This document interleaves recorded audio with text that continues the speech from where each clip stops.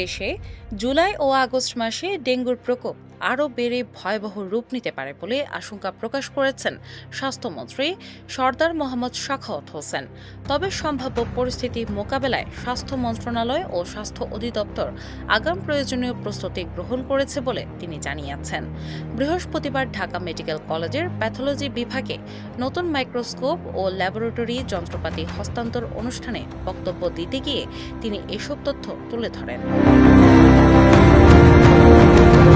স্বাস্থ্যমন্ত্রী জানান, গত 2 মাস ধরে জেলা ও উপজেলা পর্যায়ে ডেঙ্গু প্রতিরোধ পরিচ্ছন্নতা অভিযান চালানো হচ্ছে, চিকিৎসকদের প্রশিক্ষণ দেওয়া হয়েছে এবং আক্রান্ত রোগীদের সর্বোচ্চ গুরুত্ব দিয়ে চিকিৎসা নিশ্চিত করার ব্যবস্থা নেওয়া হয়েছে। একই সঙ্গে দেশের থানা, উপজেলা ও জেলা পর্যায়ে এনএসএক পরীক্ষার কিট পাঠানো হয়েছে।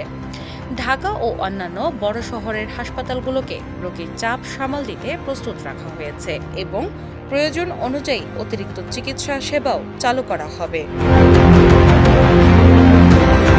তিনি বলেন, ডেঙ্গু প্রতিরোধে জনসচেতনতা সবচেয়ে গুরুত্বপূর্ণ।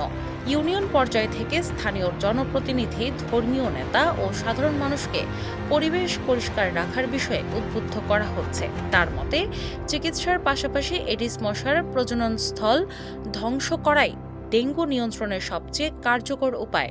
এডিস মশার লার্ভা ধ্বংসে নতুন উদ্যোগের কথাও জানান মন্ত্রী। তিনি বলেন, আগামী 7 দিনের মধ্যে বিশেষ ধরনের মেডিকেল ট্যাবলেট সংগ্রহ করা হবে, যা জমে থাকা পানি, টায়ার, ডাবের খোসা সহ বিভিন্ন স্থানে ব্যবহার করলেও দ্রুত লার্ভা ধ্বংস করা সম্ভব হবে।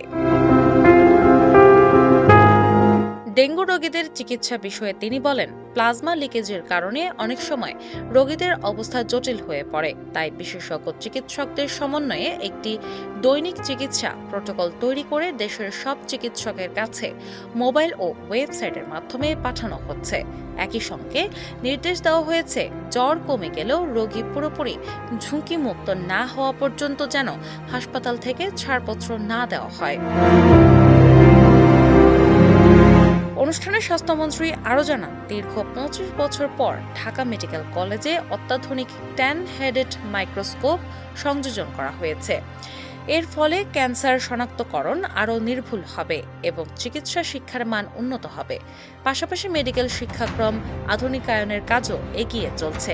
তিনি আরও জানান, বাংলাদেশ মেডিকেল বিশ্ববিদ্যালয়ের সুপার স্পেশালাইজড হাসপাতাল সরকারি মালিকানার কর্পোরেট ব্যবস্থাপনায় পরিচালিত হবে এবং থাইল্যান্ডের বামরুনগাদ ও সিঙ্গাপুরের মাউন্ট এলিজাবেথ হাসপাতালের আদলে ওয়ান স্টপ জরুরি চিকিৎসা সেবা দেবে। আগামী 6 মাসের মধ্যে হাসপাতালটি পূর্ণাঙ্গভাবে চালু হবে বলে আশা প্রকাশ করেন তিনি। অনুষ্ঠানে স্বাস্থ্য সচিব, স্বাস্থ্য অধিদপ্তর, স্বাস্থ্য শিক্ষা অধিদপ্তর ও ঢাকা মেডিকেল কলেজের ঊর্ধ্বতন কর্মকর্তারাও উপস্থিত ছিলেন। ডেস্ক রিপোর্ট, বাংলাবাজার পত্রিকা।